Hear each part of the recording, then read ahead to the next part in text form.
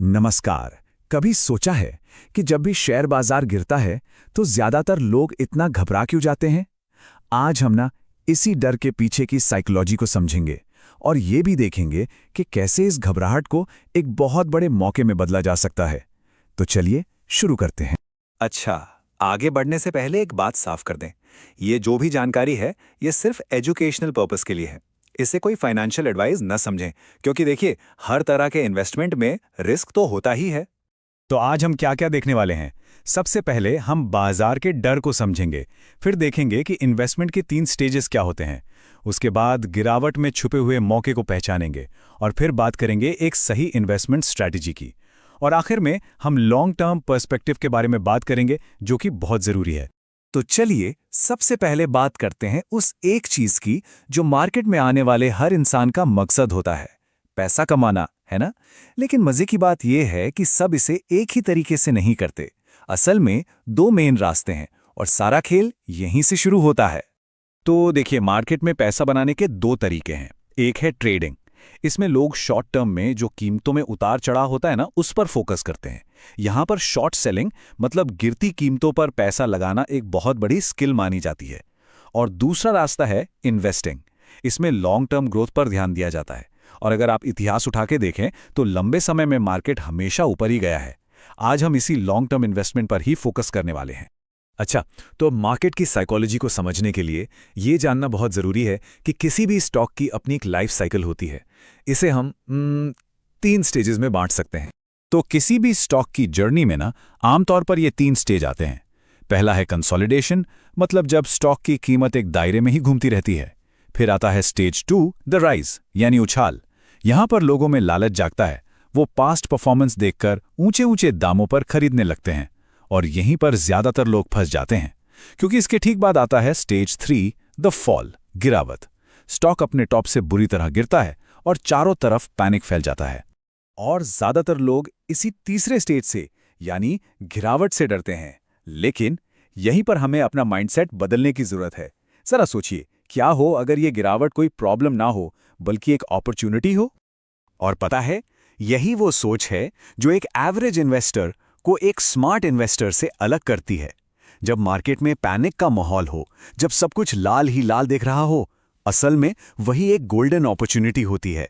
ये कोई क्राइसिस नहीं है, बल्कि ये इन्वेस्ट करने का एक इन्विटेशन है। ये बात हमारे अजीब बिहेवियर को दिखाती है। आप खुद सोचिए, किसी मॉल में आपकी फेवरेट चीज पर 50% की छूट मिल रही हो, तो क्या होगा? सब खरीदने के लिए भागेंगे, है ना? लेकिन जब वही 50% की छूट एक अच्छी मजबूत कंपनी के स्टॉक पर मिलती है, तो ज्यादातर लोग डर कर उसे बेचने लगते हैं। ये कितना इलॉजिकल है ना? यही डर लोगों को मार्केट की सेल का फायदा उठाने ही नहीं देता। तो ठीक है, मान लिया कि गिरावट एक मौका है, लेकिन अब सवाल ये उठता है कि इस मौके का फायदा उठाया कैसे जाए। अब हमें क्यों से कैसे पर आना होगा और एक प्रैक्टिकल स्ट्रैटेजी समझनी होगी। और यहीं पर वो डर आता है जो शायद हर इन्वेस्टर को परेशान करता है कि यार, मैंने आज खरीद तो लिया, पर कल अगर मार्केट 10% और गिर गया तो? और ये डर बिल्कुल जायज़ है, पर अच्छी बात यह है कि इसका एक सल्यूशन है। तो सबसे पहली और ज़रूरी बात यह समझनी है कि कोई भी मार्केट का एब्सोल्यूट बॉटम प्रिडिक्ट नहीं कर सकता। ये किसी के कंट्रोल में नहीं है। तो फिर कंट्रोल में क्या है? अच्छी क्वालिटी कंपनीज की स्टडी करना। और स्ट्रैटेजी ये है कि जैसे जैसे कीमत गिरे, अब थोड़ा थोड़ा करके खरीदते रहें। इसी को कहते हैं बाय ऑन डिप्स, या गिरावट पर खरीदना। ये जो स्ट्रैटेजी है ना, ये एवरेजिंग डाउन के प्रिंसिपल पर काम करती है।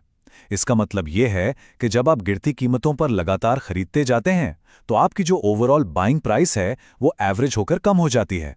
इसका फायदा यह है कि जब मार्केट वापस ऊपर चढ़ना शुरू करता है, तो आपको प्रॉफिट में आने के लिए उसके पुराने हाई तक पहुंचने का इंतजार नहीं करना पड़ता।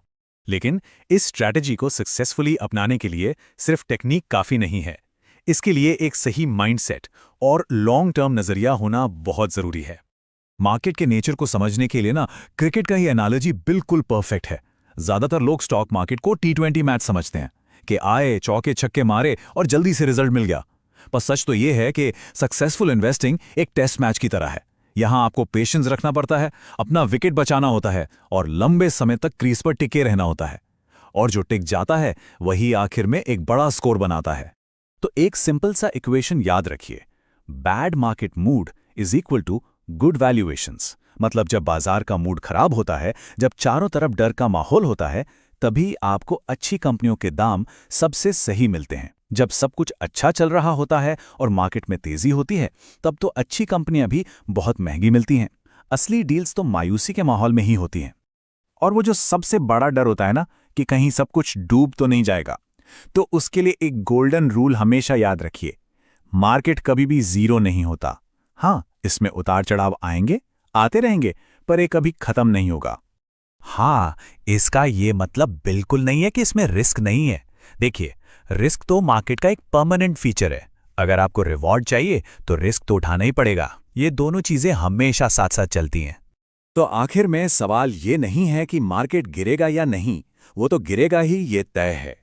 असली सवाल ये है कि जब मार्केट वो मौका देगा, जब डर का माहौल अपने चरम पर होगा, तो क्या आप उस मौके को भुनाने के लिए तैयार रहेंगे? इस बारे में सोचिएगा जरूर।